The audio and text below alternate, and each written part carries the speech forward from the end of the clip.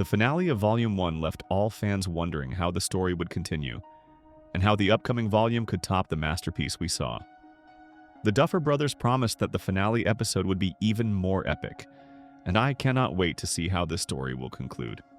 In today's video, we are going to analyze every sequence from the trailer that didn't happen in Volume 1, so if you don't want to be spoiled, please skip this video. The first sequence that isn't from Volume 1 is this one right here, with Joyce, Mike, and an unconscious Will lying on the sofa. As I speculated in my video 10 Things You Missed in the Stranger Things Season 5 trailer, this scene happened right after the library attack.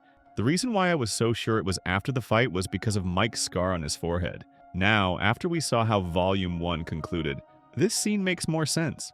Will used too much power, and he is now unconscious from it because his body isn't used to something like that. We saw in Season 4 how Henry collapsed when he was little, in a similar way, because he used too much power at once. Next up, we have the scene with Mike and Eleven, where Elle tells Mike, "This isn't like one of your campaigns. You don't get to write the ending, not this time." This line hits hard, especially after what we saw in Volume 1, where Eleven was optimistic, and she even asked Mike what usually happens after the campaign is over, to which Mike replied that the heroes don't usually return to their hometown. Too much has happened, so they travel to a faraway land, a peaceful land, somewhere beautiful with 3 waterfalls. Could this line from Mike spoil how Stranger Things will end? After they finally defeat Vecna, could the party move to a different town where they could enjoy life peacefully? Let me know in the comments what you think about this, because if this turns out to be true, then it would be insane foreshadowing. Going back to Eleven, you can see how different the tonality is in those 2 lines. Eleven is starting to lose hope. Something bad must have happened to make her like that. She usually was more optimistic, so this moment of weakness that she shares with Mike is something really nice that the Duffer Brothers included.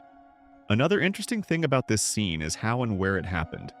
Volume 1 ended with Eleven discovering Kaylee in the upside-down lab, but this scene happens in Hopper's cabin in the woods.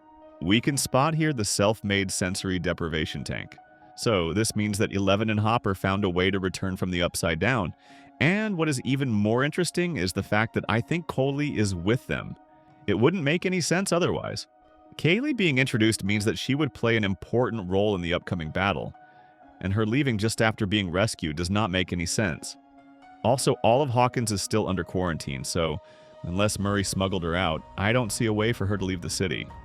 As I said in a previous video, Kaylee's abilities are a direct weakness to the Mind Flayer and the Hive Mind.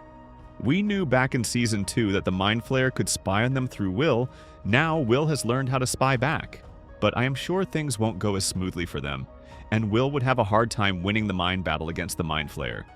What I believe would happen is that Kaylee would use her abilities on Will to make him see a fake scenario to which the Mind Flayer would need to react, maybe sending the Demogorgons or even Vecna to stop him.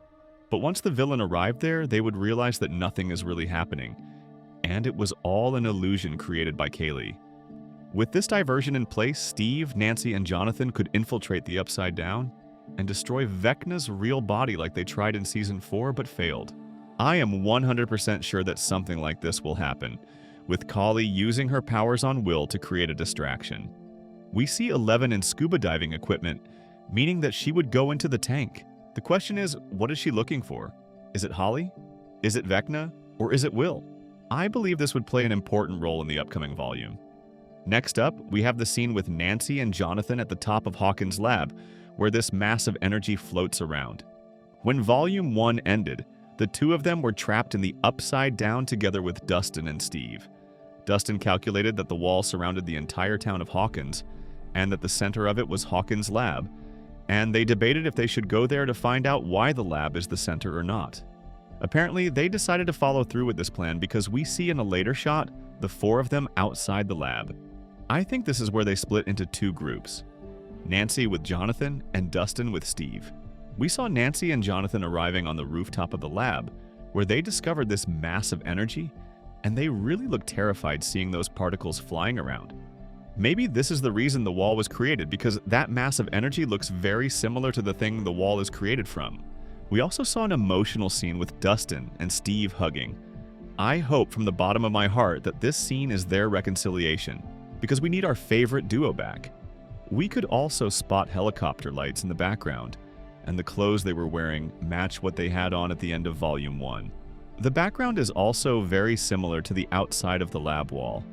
It seems like the lab is the reunion point for everyone, because in the teaser we got a dialogue between Nancy and Jonathan, where Jonathan said to Nancy, "After all we've been through, this thing ties us together forever," and we see both of them crying. I am really curious about the series of events that lead into this, because at first we saw Jonathan and Nancy at the top of the lab, and Nancy has her jacket on. She also pointed her gun at that mass of energy, so maybe she was the one who triggered that big explosion because she shot it and made the waves reverse all over Hawkins. What we know is that the scene with this dialogue happens after this moment, because Nancy doesn't have her jacket anymore. I believe this is the moment when they finally get back together, and maybe this is the moment when Jonathan proposes, because we can see another quick scene with them sticking their heads together, suggesting that everything is good between them. Nancy and Jonathan have always been bound by tragedy, and I don't think there is a better moment for their reconciliation and for Jonathan to propose than during another hard time they are dealing with. So yes, taking all of that into account, I believe this is the scene in which the two of them get back together and Jonathan might propose. The lab events most likely will be the key events in Volume 2. After that massive energy explodes, we can see the waves arriving at the church where we see Hopper, and we can also spot a head over there. I believe that head belongs to Kaylee. As you might remember, the plan was that Hopper and Eleven would reunite with Dustin, Nancy, Jonathan, and Steve at the church to get the car out of the wall. But apparently, the four of them couldn't wait anymore and headed to the laboratory. Meanwhile, Hopper, Eleven, and Kaylee escaped from the military base and headed to the church. I still believe that explosion is a kind of purge because of how the red waves transformed into blue waves. And there is a real possibility that the wall would be destroyed after that. I think the mass explosion would create some portals that would allow our heroes to get back to the real world. The next scene is the one where black smoke wraps around the radio tower antenna, and I believe this is Vecna's counterattack. We know how important the tower is for communication and tracking, so it would make sense that Vecna would want to destroy their center of control. We know the six of them returned to the real world because we saw them change their clothes. We have a sequence with Nancy going full Rambo, shooting at a Demogorgon. I am really curious where this scene takes place because it looks like a military base, but it doesn't look like the library. Could this happen in the Upside Down? Because in the very next scene, we have a shot with Dustin wearing a ghillie suit, Nancy dressed exactly like in the previous sequence. And the one who is holding the axe is Joyce. A lot of people confused her with Steve, but Steve is much taller, and we saw that axe when Joyce picked it up in the barn to prepare for the Demogorgon attack. We know this scene happens in the Upside Down because of the lighting, and based on the background, I can say with certainty that they are on top of the radio antenna. The question is what they are looking at that made them so frightened. I mean, look at Dustin. What could be in the sky to make him look like that? It isn't that massive energy because both Nancy and Jonathan look scared, and they already saw the massive energy, so it must be something else. There are a lot of theories that the final villain of Stranger Things will be a dragon, so maybe this is the moment when they encounter the real villain of the story. I mean, it makes sense to see a dragon in the sky, but it could also be the Mind Flayer. I cannot wait to find out. Moving on, we have the scene from the hellscape with a body falling down. The main theory was that the falling body belonged to Holly, and this is how she would arrive in the Upside Down, but Volume 1 debunked that theory. My new theory is that the body belongs to Henry when he was little. As I said in my previous video, the reason why Henry was afraid to enter that cave is because of the trauma he experienced when he was a kid. When he was little, Henry was exploring the Nevada caves when he encountered a mysterious piece of equipment that strangely activated and transported him for 12 hours into Dimension X. When he returned, Henry's personality had changed, his blood was altered, and he started having powers. I believe this scene is a flashback to that moment, and it would explain the real truth behind Henry. We have another emotional scene with Jonathan hugging all the kids. This one is definitely Will, because of how Jonathan is petting his hair and the relieved expression he has. We can spot Eleven wearing her scuba diving equipment and Dustin wearing his ghillie suit, so this scene must have happened after they were on the tower and after Nancy shot at that Demogorgon.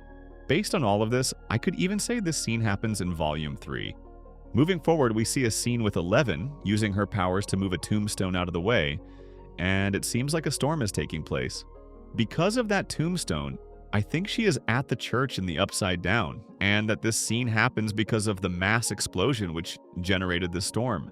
Eleven's clothes match the ones she had at the end of Volume 1, and I believe she is there with Hopper and Kali because they wanted to meet with Dustin and the others, but they already left for the lab. The next scene is the one with the glass shattered in a room full of soldiers. We can spot an unconscious body on the ground, and I believe this is Will. I think this scene happened right after the library attack, when Will collapsed. The military took Will into custody, but that explosion helped Mike and Joyce rescue him, and later take him to the radio center where we got to see that scene with him lying on the couch. Regarding that explosion, I don't have any clear ideas at the moment on how this happened, but if I had to guess, it was a plan made by them to rescue Will. Moving on, we finally have a scene where Lucas truly shines. The one where he takes Max and runs from the Demodogs at the hospital. In another scene, we see him hiding from the Demodogs, and near him is a nurse, and I believe this nurse is Vicky. So Lucas not only saves his girlfriend, but also Robin's girlfriend. I am really glad to see him in the spotlight.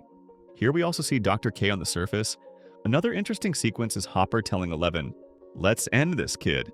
And Eleven is wearing her sensory deprivation suit. Could this mean they got the army to cooperate? The danger is so great that Dr. K finally realizes that Eleven is the solution, and not the problem. You know things are serious when Hopper knows Eleven is their only chance. So trust me when I say that things are going down here. The last scene I want to talk about is the one with Will being trapped in the vines and those white fangs that look very similar to the ones from Will's vision, where Holly's body is. Maybe this is why Will is unconscious in the real world, because he is trapped there with the rest of the kids. The trailer ends with Vecna saying, "William, you are going to help me one more time." And I think he is referring to this scene right here, with Will attached to the hive mind. But I also believe that this is where we will see the biggest twist in Stranger Things, and this is where Kali comes into play. Vecna says that line to Will and thinks everything is working according to his plan, when in reality it is all an illusion created by Kali. With this, we finished all the sequences that were in the trailer, and that we didn't get to see in Volume 1. Let me know what you think of this video, and if you have any theories that you are convinced will happen in the upcoming volumes, write them down below. Thank you for watching, and I will see you in the next one.